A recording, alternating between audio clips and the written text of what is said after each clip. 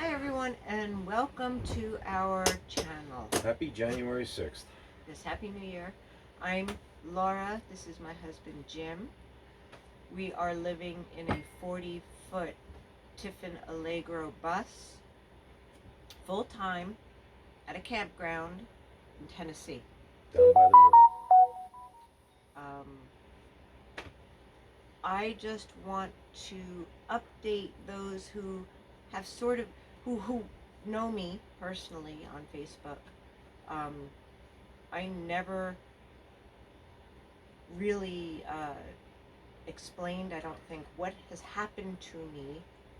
Um, I had a case that was settled, so now I feel that I can talk about it. In January of 2019, I was stopped at a light and I was hit from behind. Brutal. And then after 2 years of physical therapy, that was not working, and the pain was getting worse. And I found an upper cervical doctor. Made a difference. And his partner who does some, there's the Blair method, which is a chiropractic method, and then you have the activator method, that's for my shoulders. Two different types of chiropractor. These guys are amazing. They work as a team, and they helped get me to be able to sit here right now. Yeah. Do I have a pain? I don't even have a pain patch on my back right now. You're not medicated. I am medicated. She's medicated. I am medicated. It's dissolving under my tongue as we speak. So yeah, and the second time, my second accident was after my dad passed. So I went through the first accident with my dad being real sick, and then while I was taking care of my mom, some old person came and made an illegal left, and I stopped, but he didn't, and boom.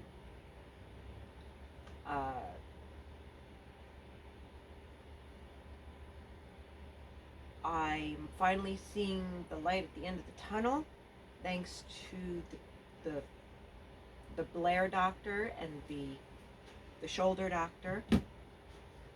Amazing team. They're helping me now while I'm in another state.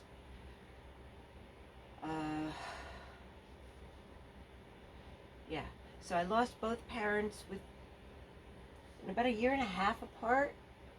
Mm-hmm. That was very traumatic. I believe you feel this way as well. We both feel that we did not want to leave New Jersey, our home of 51 and 63 years. But we had to. We were forced. No reason to stay. Yeah. I was segregated against. I was overcharged. Bullied, overcharged. Anyway, so moving out of the house, I was pretty much useless the whole time. I did my little areas, but it was difficult because I'm not supposed to raise my arms up, or lift, or do this or that. A lot of restrictions. And then a couple days before we actually moved out of the house into Gagoots full time, I broke my toe. So we were busy running to urgent care, which took longer than it should have because people were getting tested for no reason. And I went to a podiatrist just to get some more information, and give me more direction on what I need to do for the toe, because the toe needs attention. Jim and you and I were very active in travel Mm-hmm. before my accidents and now this toe. So we making an adjustment of your plans, like, all right, it still anxiety ridden, but this is what we're doing, and then oops, now the toe, so now we have to change plans, and here we are in Tennessee, and because I wasn't able to focus as much as I wanted to on planning our trip out here, I have to just let go of control, and like I found a foot doctor. I'm not sure I'm going to keep the person because I don't totally feel comfortable. So it's just, I had great people at home that I felt forced to give up. And now I have to look for new hair people. Which you might have found. New foot doctor. I think I found new hair. I did find a chicken place where I can get fresh eggs. Little chickens. Not chickens, but I can get fresh eggs.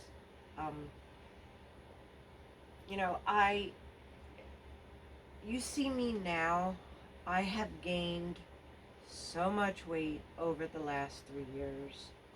I was doing so well, so healthy, and just the stress eating just got to me. Getting the bus ready for full-time living. Do you want to take over that part? Sure. And then maybe we'll stop and we'll Sure. continue another time. I mean, we bought the bus, and of course, everybody that sells you something says it's fabulous, it's great. But soon after I bought, now fine, I drove it home 900 miles, got home, it was fine. The dashboard died. Looks like the generator doesn't work well, needs to be replaced. So, probably going to lose some money on it. But to think about that you're going to uproot your life, you're going to put everything you own in a vehicle and Yes. drive. We have what is called a TOAD, TOAD, and our TOAD, our tow vehicle, is my 1500 Dodge Ram Yeah, full-size pickup. truck. So the bed is full. It's fun. It was crazy. I mean, when we left, I had just filled up three self-storage lockers, two 10x10s and a 5x10. So that's 25x10. And I filled up the basement of the RV, which is underneath here. That's full. And then I actually filled up the bed of the truck. And the day we were leaving, I had to put something in the back seat because I had no room left anywhere else. So we are like packed to the gills. And you're in an RV where all of your basics and your essentials have to be covered. Water, heat, light, warmth, this, that, and another. And other than the generator, we have everything. I mean, I replaced the water heater just because it didn't look good. And the guy that replaced it said, I don't want to replace it unless I know it's bad. And I said, replace it. And he did. I had a pressure test on the ceiling. Everything is solid. There's no leaks. And we been in some rainstorms? Oh my God, yes. Oh my God, has it rained? And we're safe. Yeah. We're in 390 square feet of somewhat comfort. I mean, it's not our 2,500 square foot house. So there are a lot of adjustments. There are. You can't walk down the hall from the kitchen to the bathroom, to the bedroom, to the basement. But I think we have. I mean, we're not lacking. We're not missing a lot of things. So getting this done, it cost us some money. We're going to lose some money on this, but what are you going to do? I mean, you're leaving a house. You're not even renting an apartment. You're just in a vehicle. By the way, Crazy leaving stuff. the house, our town, Tumultuous. Oh, what a horrible town terrible. to Terrible. do business with. How we feel so bad for the new owners. What a way to welcome new owners into the town. You can't schedule an appointment. You know, we understand you have to meet criteria, you have to do what's required, but they made things so difficult. So, to review plans, they have the ability to take 30 days. I handed the plans to the woman. She looked me in the eye and said, "We're about 10 days out." So that means you're going to get a review in 10 to 15 days. It took 30 days. 30 days later, they send an email. Everything's fine. Go ahead. I mean, this was nothing beyond a normal septic installation. So there you go. There's 2 weeks of wasted time. Luckily, I picked the right contractor and I schmoozed him enough. I met him there Sunday night and I surprised him at his yard, which I think he was impressed upon. And luckily, he showed up the next two. He canceled a job he was going to do in Wayne to do it for us in Oakland. So then, December 3rd, the woman comes out and says, "Did you have all your water tests done?" I said, "Look, I don't know. I had them tested. They said everything was done." She says, "Okay." So a couple days later, everything was finished. We send the plans in. She calls me up the next day, the same woman, and says, "Did you have the PSA 527356 test done?" I said, "No, I don't know." "Well, it's a new requirement as of December 1st. And we had the original water test that passed, Done November 1st. and they can grandfather. They They- could waive if they wanted They could to. have waived it. Not only could they waive, all right, let's say we need that test, which we didn't, because it's about industrial waste. It's about some plant down the street from you dumping nickel into your water. We're on the top of a beautiful mountain. But anyway, even if there was a problem, all I had to do was go to Home Depot and get a carbon filter and put it in the filter I already had in the house. So this is something that is an innocuous nothing. I had to pay another $600 for the test.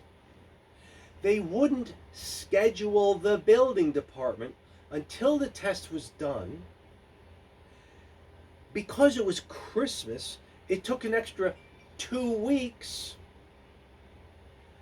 And they could have scheduled the building department, had the CO inspections done, and when we got the test in on the 20th of December, we could have closed. But here we are, January 6th, January 7th, 8th. It's going to be next week. These people have cost us, and not us, luckily, we're okay. We really aren't impacted. We lost a month at the other. We don't have a mortgage to pay. We don't have all that stuff to happen. But we did lose These a month poor at the other people, campground. These poor people are renting. They had to extend with their landlord. They had to extend their mortgage. They were lucky. They were so scared that they were going to lose what they had locked in. But that's why we're leaving. Yes. That's the crux of why we left New Jersey. You know, and I don't feel bad about it, because being told that the doctor won't see you unless you show proof of vaccination. That was crazy. That's the eye doctor. Another thing. The eye doctor. No thanks. So yeah, needless to what you guys. Most of these things are good. Just to let you know, it's been really hard. It's been really traumatic. We're gonna try and keep these videos, you know, at under will. 15 minutes. We'll so try to make them happen. I would love to tell you all the things that went on, but I think we'll just do them in little spurts. We have to learn how to edit first. That would help. It's good. Well, you know what? It would help. I don't have the energy.